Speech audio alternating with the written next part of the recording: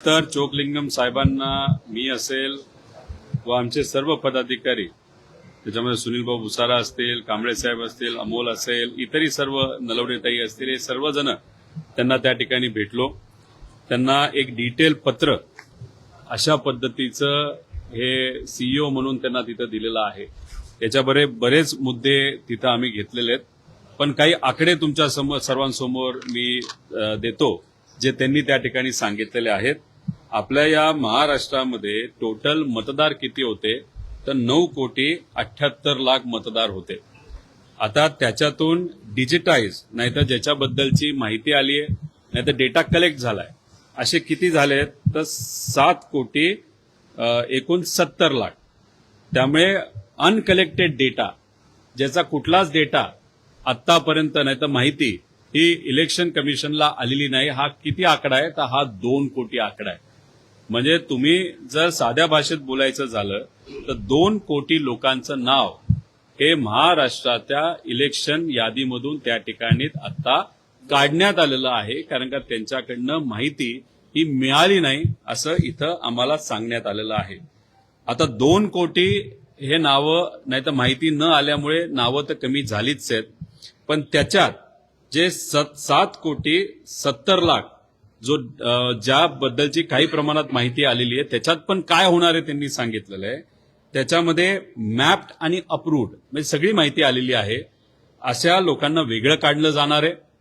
त्याच्यानंतर मॅप्ड पण अनॉमलीज, जसं वेस्ट बेंगॉलमध्ये तुम्ही बघितलं असेल एक आकडा होता डिलीटेड, जो मी आता 2 कोटीचा सांगितला डिलीटेड, पण त्यांनी तिथं एक 40 लाखाचा आकडा असा ठेवला होता अनॉमलीज.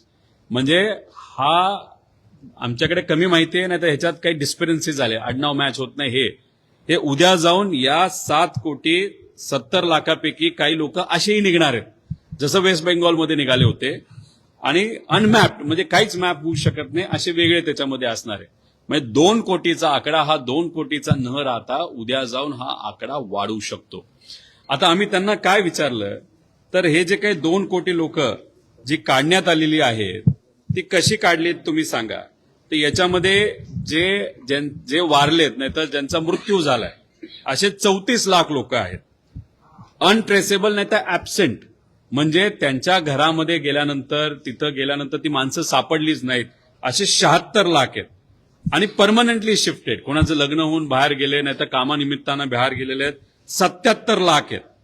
अदर जे आहेत ते 2,30,000 आहेत जे सही करायला नाही म्हणले नाही तर कुठलं काही कारण असू शकतं. आणि ऑलरेडी एनरोल्ड असे 17 लाख आहेत. असे 2 कोटी हा आकडा तिथं होतो. म्हणजे हे जे काही आकडे आता आम्ही त्यांना असं विचारलं की जे मृत्यू झाला असं तुम्ही सांगताय, उद्या जर तशी व्यक्ती आपल्याला सापडली की मृत्यू नाही झाला पण तो माणूस आहे तर म्हणजे फॉर्म 6 भरू शकता. त्यानंतर मग ऍबसेंट नाही तर अनट्रेसेबल आहे फॉर्म 6 भरू शकतात. परमनंटली शिफ्टेड फॉर्म 6 भरू शकतात. म्हणजे शुद्धीकरण तुम्ही यादीचं जे करायचं म्हणत आहात, पण उद्या जाऊन फॉर्म 6च्या माध्यमातून इतर लोकांना सुद्धा याच्यामध्ये घेतलं जाऊ शकतं. त्याच्याचबरोबर आम्ही त्यांना विचारलं की काही डबल नाव आहेत, त्याच्याचबरोबर काही अशी नावं आहेत ज्याचे फोटो चुकीचे आहेत. तर महाराष्ट्रामध्ये पहिल्यांदा म्हणजे आमचा आक्षेप त्या प्रमुख अधिकारी सीओ साहेबांवर नाही, अधिकारी चांगला वाटतोय बोलताना, ते चांगलं बोलतायत, थोडंसं गोलगोल सुद्धा त्या ठिकाणी ते बोलत आहेत. स्पष्टपणे काही उत्तरं त्यांनी तिथं दिली नाहीत पण काही विषयाची त्यांनी तिथं दिली. आता याच्यात त्यांनी असं सांगितलं शुद्धीकरण हे होणार हे खरं असलं तरी उद्या जाऊन लोकांची नावं ऍड केली जाऊ शकतात तर ऍड 100% तिथं केली जाऊ शकतात. त्यामुळे आमचं एवढंच मत आहे लोकांना. आज संध्याकाळी खरं तर आम्ही डिटेल प्रेझेंटेशन घेणार होतो, पण आता तुमच्याशी बोलल्यानंतर एक प्रेझेंटेशन आम्ही ऑनलाईन टाकत आहोत, तुम्ही तिथं बघा. याच्यामध्ये आमचे त्यांना जे आक्षेप होते की भाजपकडनं अशा पद्धतीचं सॉफ्टवेअर केलं गेलं आहे. त्या सॉफ्टवेअरमध्ये आपले म्हणजे आपल्या विचाराचे म्हणजे भाजपच्या विचाराचे संदिग्ध आणि विरोधी असं त्यांनी त्या सॉफ्टवेअरमध्ये त्यांनी नोंदणी केलेली आहे. तुम्ही एक समजून घ्या, गेल्या 3 ते 3.5 महिन्यामध्ये हे एसआयआरचं काम चालू आहे. हा सगळा लोड जो आहे तो बीएलओवर आलाय. म्हणजे कुणी शिक्षक आहे कुणी अधिकारी आहे. आणि मग शिक्षकांना टार्गेट दिलं गेलंय की काही झालं नाही तर या बीएलओना टार्गेट दिलं काही झालं तरी तुम्ही 100% एनरोलमेंट करून घ्या, नाहीतर 100% व्हेरिफिकेशन करून घ्या. त्यांना ते शक्य नाही. मग ते काय करतात की एका ठिकाणी कुठल्या तरी कार्यालयामध्ये बसून ते टेबल सर्व्हे करतायत. आमचं या अधिकाऱ्यांना म्हणणं होतं की तो माणूस नाही तर तो बीएलओ दोनदा तीनदा त्या घरी गेला पाहिजे, क्रॉस व्हेरिफिकेशन झालं पाहिजे. पण दुर्दैवाने लोड बीएलओवर जास्त असल्यामुळे अशा पद्धतीने त्या ठिकाणी टेबल सर्व्हे केला जातोय. आणि या टेबल सर्व्हेला माहिती कोण देते तर भाजपचे कार्यकर्ते देत आहेत. ते कुठून काढतायत माहिती तर अशा पद्धतीचं सॉफ्टवेअर त्यांनी जे केलंय त्याच्यातून त्यांनी माहिती काढली.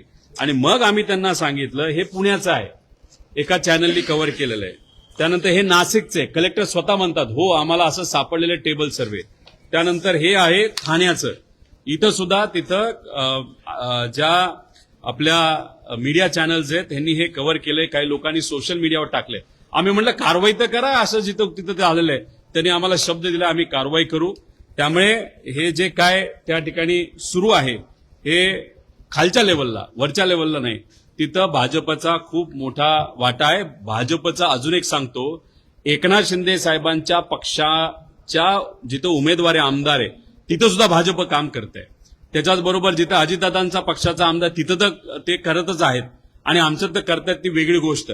त्यामुळे जे अमित शाह साहेब महाराष्ट्रामध्ये येऊन म्हणल्या होत्या आम्हाला कुबड्या नको, तर ह्या सॉफ्टवेअरच्या मदतीने भाजप आणि बीएलओला हाताशी धरून काही प्रमाणात नाही तर दबाव टाकून या कुबड्या, या दोन्ही जे मोठे नेते त्यांचे पक्ष त्यांचे कुबड्या तर काढतच आहेत.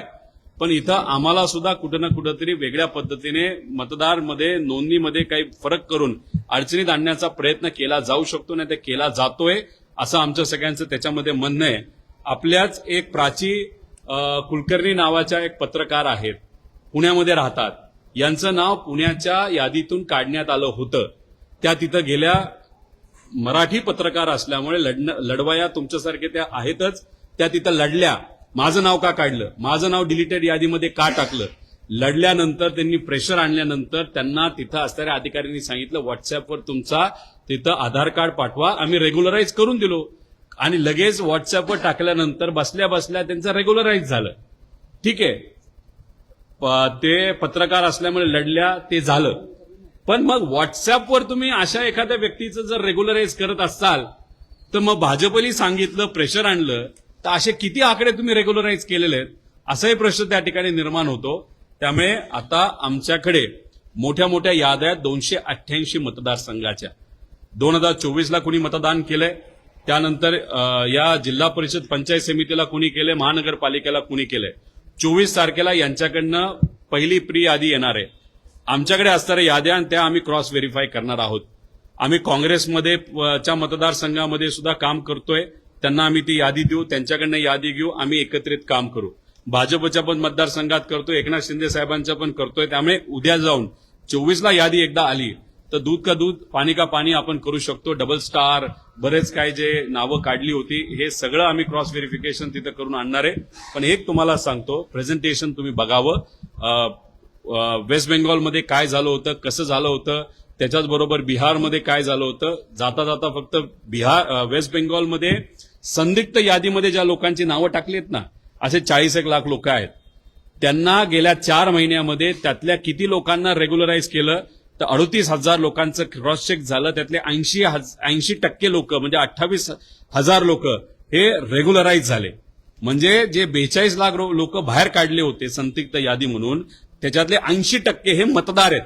फक्त इलेक्शन जिंकण्यासाठी तिथं गडबड ही करण्यात आली होती. आणि गेल्या 4 महिन्यामध्ये फक्त जर 40,000 लोकांचं नाव व्हेरिफाय होत असेल तर वर्षात 1,20,000 लोकांचं होणार, 5 वर्षामध्ये 7 लाख लोकांचं होणार.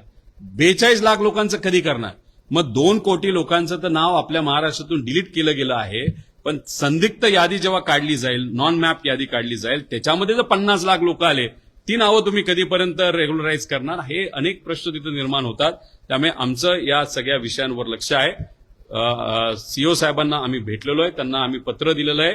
त्यातल्या काही गोष्टी त्यांनी स्वीकारलेल्या आहेत, आम्ही करतो. आम्ही केंद्र इलेक्शन कमिशनला त्या ठिकाणी देऊ असंही त्यांनी त्याच्यामध्ये सांगितलं. ज्याच्यामध्ये GPS, geo tagging, time setup हे आम्ही करू आणि आम्ही बोलू असं त्यांनी त्या ठिकाणी सांगितलंय. Audition, deletion, correction, shifted, pending आणि रिजेक्टेड हे ओपन डॅशबोर्ड आम्ही केला पाहिजे असं सांगितलं. ते म्हणाले ठीक आहे, आम्ही तो करून घेऊ. त्यानंतर BLA 2 ची भूमिका आयोगाच्या मार्गदर्शक सूचने म्हणजे BLA तुम्ही जबाबदार त्या ठिकाणी करा आणि त्याचं लॉग इन दुसरं कोणी केलंय का याचं क्रॉस व्हेरिफिकेशन करा ते म्हणालेत. आणि बाकी अजून बरेच विषय आहेत. ते म्हणाले की आम्ही केंद्र इलेक्शन कमिशनशी बोलू आणि सांगू. आणि एक चांगली गोष्ट अशी आहे की यांच्याकडे यादी कशाची आहे जी आम्ही काही प्रमाणात बघितलेली आहे की जे लोक फोटो डबल आहेत, नाहीतर ज्याचा छोटा फोटो आहे, ज्याचा मोठा फोटो आहे, ज्याचा तिथं दुसऱ्याचाच कोणाचा ते कार्टूनचा फोटो आहे, नाही ट्रम्पचा फोटो लावलाय, असे जे काही आर्टिफिशियल इंटेलिजन्सच्या माध्यमातून त्यांनी एक खूप मोठी यादी वेगळी काढलेली आहे. महाराष्ट्रात पहिल्यांदा झालं असं त्यांचं मत आहे. त्यांनी जिल्ह्याला पण यादी पाठवलेली आहे, पण ते कंपल्सरी नाहीये. त्यामुळे आम्ही त्यांना विनंती केली ती यादी आम्हाला द्या, आम्ही आमच्या पद्धतीने क्रॉस व्हेरीफाय करू. अशा बऱ्याच विषयावर तिथं चर्चा झाली. 2.5 तास चर्चा झाली. काही प्रमाणात अधिकारी म्हणून त्यांनी भूमिका मांडण्याचा प्रामाणिकपणे प्रयत्न केला, पण खालच्या लेवलला BLOवर मोठ्या प्रमाणात प्रेशर असल्यामुळे हे सत्ताधाऱ्यांकडनं पण असू शकतं, नाहीतर पूर्णपणे सर्व्हे करण्याचा पण असू शकतं. पण दुर्दैवाने त्या ठिकाणी बरंच गडबड कदाचित खालच्या लेवलला झाली असं आमचं मत आहे. 99.80% हे तिथं डेटा नाही तर माहिती आलेली आहे. त्यामुळे डेट एक्सटेंड होईल असा जर प्रश्न तुम्हाला करायचा असेल तर डेट एक्सटेंड होणार नाही. आज रात्री मध्यरात्रीपर्यंत हा सगळा डेटा 100% त्यांच्याकडे आलेला असेल असं त्यांचं मत आहे. त्यामुळे याच्या पुढच्या काही दिवसांमध्ये म्हणजे 24 तारखेपर्यंत ते एक यादी तिथं जाहीर करतील आणि त्याच्यावर आक्षेप घेण्यासाठी एक महिन्याची वेळ देऊ शकतील असं त्यांनी त्या ठिकाणी सांगितलेलं आहे.